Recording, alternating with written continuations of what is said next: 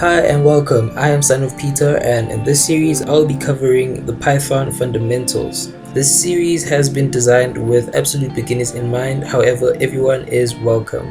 In order for you to be able to participate or engage with these videos, it is required to have a PC or a smartphone with an IDE installed. Now an IDE is simply a program that allows you to write and run your code on your device.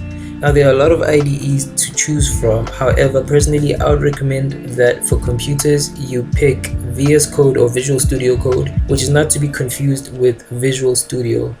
Now VS Code is a free software by Microsoft with a lot of features and functionality. It also has a lot of support for coding in different languages. For mobile devices, Android in particular, I would recommend getting Pydroid 3, which is available for free on the Google Play Store. It comes with a lot of libraries as well, and you can install them from the terminal. However, it does have some premium libraries that you have to pay for. iOS users, I would recommend getting Py2, that is Pyto. Unfortunately though, Py2 is not a free program. It comes with a free 3-day trial.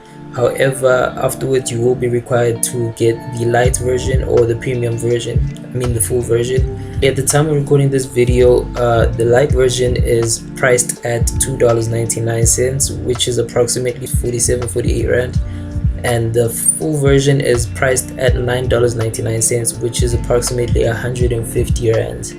If you are looking for an alternative, you can get Carrot.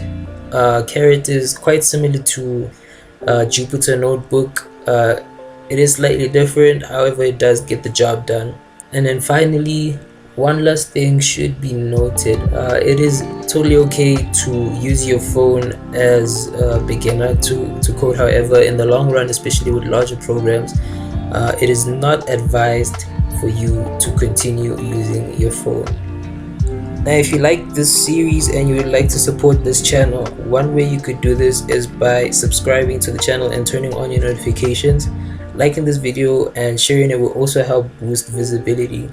You can also leave a comment to mention what kind of content you would like to see in the future. Otherwise, that's it for this video, and I will catch you on the next one.